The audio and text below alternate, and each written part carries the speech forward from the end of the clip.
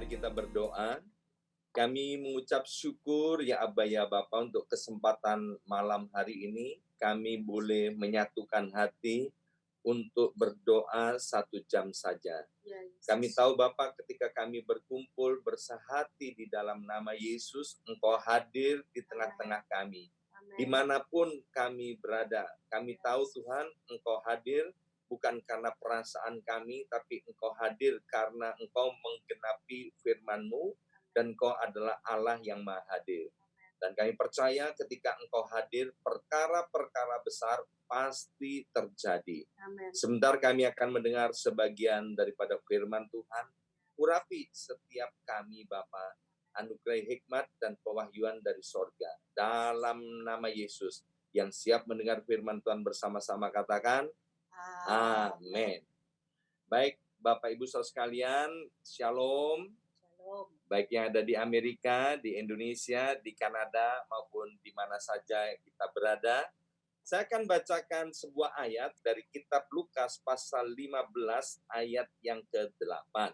Atau perempuan manakah yang mempunyai sebuah dirham, dan jika ia kehilangan satu di antaranya, tidak menyalakan pelita dan menyapu rumah serta mencarinya dengan cermat sampai ia menemukannya.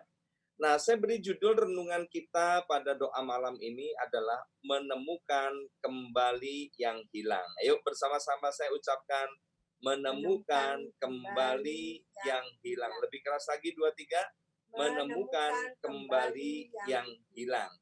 Nah, Bapak Ibu Saudara sekalian, yang namanya kehilangan itu tidak enak ya. Hari-hari ini banyak orang yang kehilangan damai sejahtera, kehilangan sukacita, kehilangan pengharapan, kehilangan pekerjaan, kehilangan bonus-bonus yang seharusnya sudah diterima tapi tidak jadi diterima, kehilangan hadiah-hadiah yang seharusnya kita terima tetapi tidak kita terima, kehilangan gaji, dan kemudian juga banyak kehilangan yang lain. Nah, melalui renungan pada malam hari ini, saya percaya kalau kita memperhatikan sungguh-sungguh dengan terang daripada Roh Kudus, maka apa yang hilang akan kita ketemukan kembali. Saya pernah merasakan kehilangan pada waktu saya masih kecil. Saya pernah pergi bersama dengan bapak saya untuk pergi membeli onderdil, saudara. Waktu itu kami berdua naik kendaraan umum, dan begitu sudah sampai di toko onderdil, papa saya memilih-milih barang yang hendak dibelinya. Nah, kemudian setelah barang yang dibelinya itu semuanya terkumpul, maka kemudian papa saya merogoh kantongnya untuk membayar onderdil itu. Tapi ternyata ketika dirogoh kantongnya, kantongnya itu sudah robek, dan kemudian uang yang dibawa itu sama sekali tidak ada. Dan saya melihat dengan mata kepala sendiri, raut papa saya sangat sedih. Ya, jadi orang yang kehilangan tentu tidak akan bersukacita. Bahkan kadang-kadang kalau saya sedang makan kacang, di depan saya masih banyak kacang, tetapi kacang yang saya pegang ketika saya makan, dan kemudian ada yang jatuh 1 biji aja, maka saya berusaha untuk mencarinya sampai ketemu. Jadi yang namanya kehilangan itu tidak pernah enak. Nah, ayat yang kita baca tadi itu cerita tentang seorang perempuan di mana dia mempunyai 10 dirham. Dan kemudian ada 1 dirham yang hilang, ya. Jadi meskipun masih ada sisanya 9, saudara, maka wanita ini berusaha untuk mencari kembali, untuk menemukan kembali dirham yang hilang. Nah, ada 3 hal yang dikerjakan oleh perempuan ini, dan saya percaya kalau kita mempraktekannya, maka apa yang menjadi hak dan milik kita dan hari-hari ini hilang, saya percaya kita akan mendapatkannya kembali. Yang pertama dikatakan bahwa perempuan itu menyalakan pelita. Bersama saya katakan menyalakan pelita. 2, 3, menyalakan Menyalakan pelita. pelita. Saya belum melihat mulutnya. Yuk, 2, 3 katakan menyalakan Menyalakan pelita. pelita.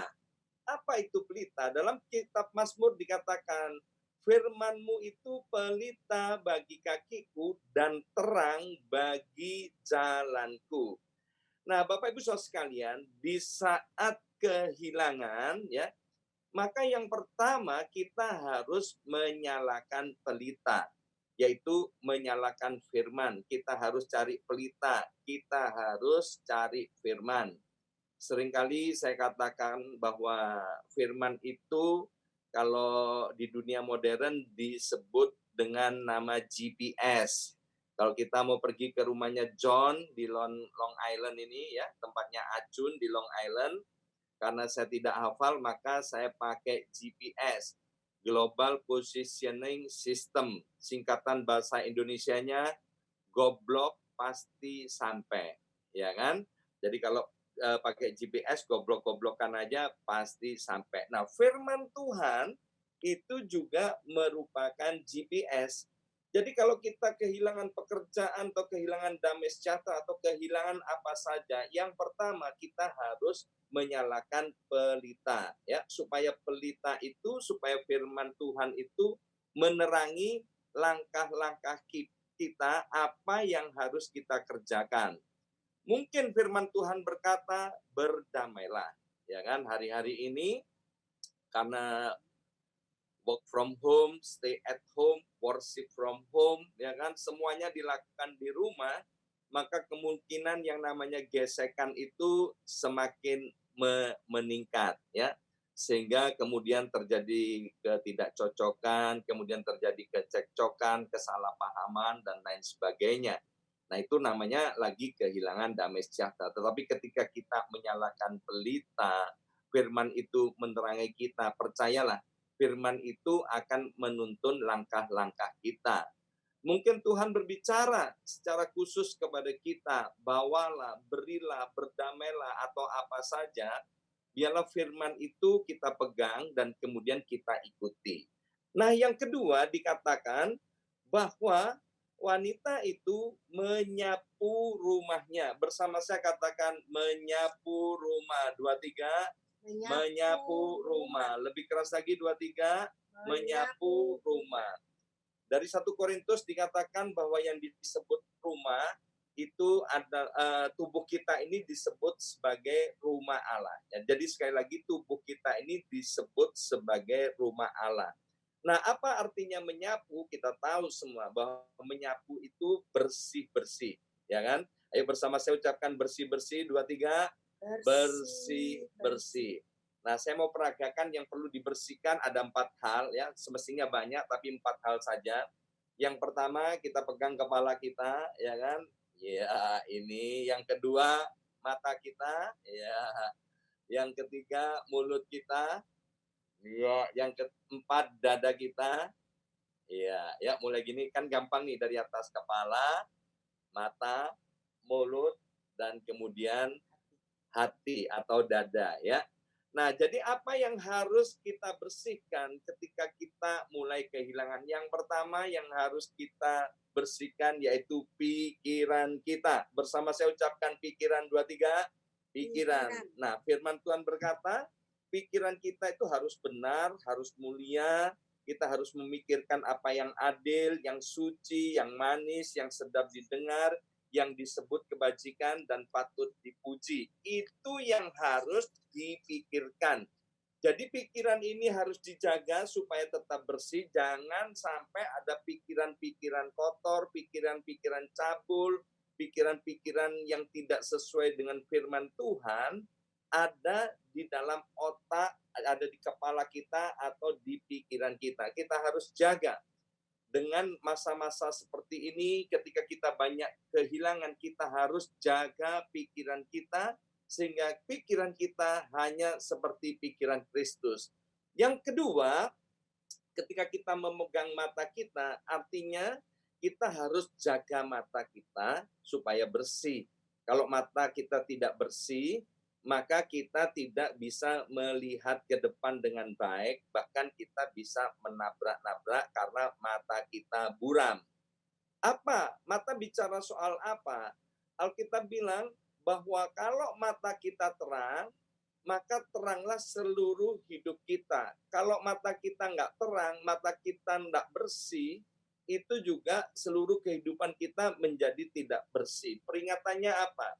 Kita harus jaga mata kita, jangan sampai mata kita dipakai untuk melihat hal-hal yang tidak baik, saudara. Ya, jangan dipakai untuk melihat hal-hal yang tidak berguna. Ya, banyak sudah contoh kasus bagaimana ketika melihat, saudara, maka melalui mata ini akan mempengaruhi seluruh kehidupan kita. Maka itu tidak bosan-bosan saya berpesan di tengah-tengah banyak waktu kita di rumah, pakai mata kita untuk melihat hal-hal yang baik. Ya, kurangi nonton film-film drama, kurangi nonton televisi, kurangi nonton game, kurangi stalking, nginceng-nginceng, melihat-lihat Instagramnya orang, ya kurangi. Kalau bisa kita mendisiplin diri, batasi. Mungkin waktunya sehari cuma 1 atau 2 jam. Setelah itu kita pakai mata kita untuk hal-hal yang positif, hal-hal yang berguna, supaya mata kita tetap bersih. Dan yang ketiga, bicara soal mulut itu bicara soal perkataan. Di dalam kitab Efesus, Alkitab berkata, jagalah jangan ada perkataan kotor keluar dari mulutmu. Jadi ini harus jaga, Bapak Ibu Saudara sekalian.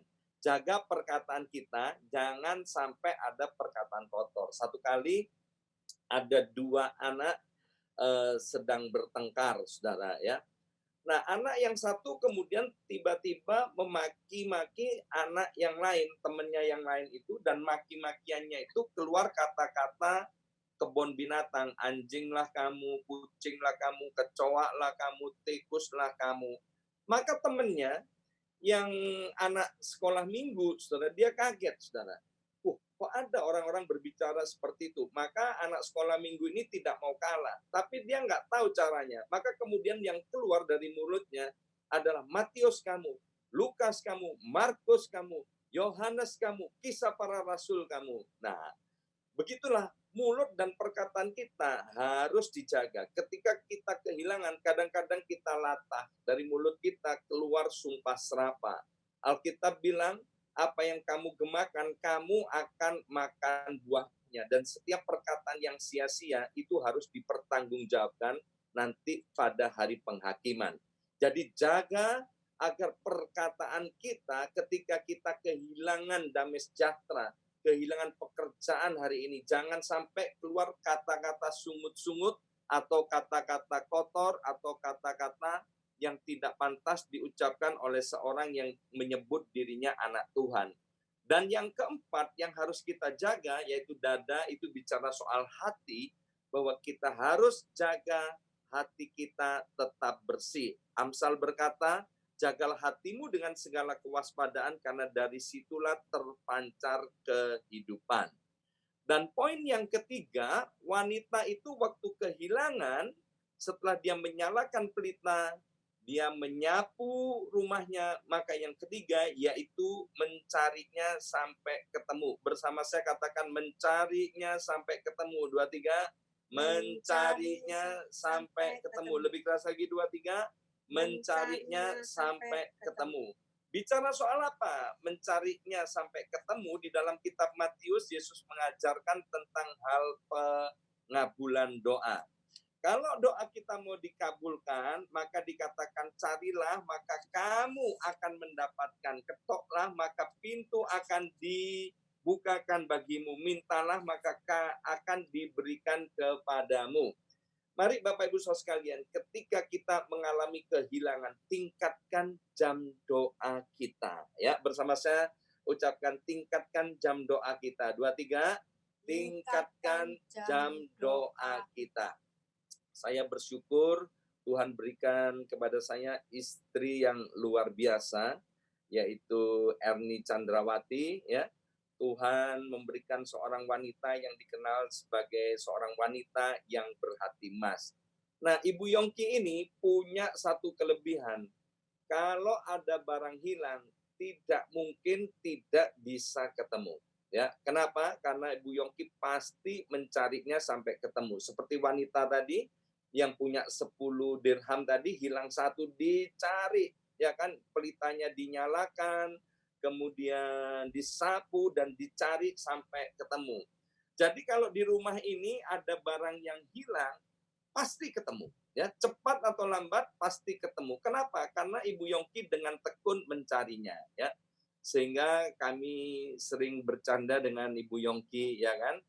Lawang bojonya hilang, suaminya hilang aja bisa ketemu. Apalagi hal-hal yang remeh-temeh, ya kan. Hal yang paling berharga aja tidak bisa hilang. Dia cari sampai ketemu, ya kan. Dia cari saya 4 tahun kemudian diketemukan dan kembali lagi. Rumah tangga yang hancur, rumah tangga yang hilang, ketika dicari terus diusahakan dengan doa yang tidak jemu-jemu, dengan tekun berdoa maka yang hilang bisa diketemukan. Ya, push, pray until something happen. Maka itu berdoalah sampai segala sesuatunya itu boleh menjadi kenyataan. Maka saya percaya dengan kita doa pagi, setiap pagi, kita doa seminggu sekali kumpul di hari Kamis ini, kalau kita berdoa dengan sungguh-sungguh, maka hari-hari ini apa yang ada pada kita dan sedang hilang, saya percaya itu cepat atau lambat pasti segera kita menemukannya kembali. Mari kita berdoa.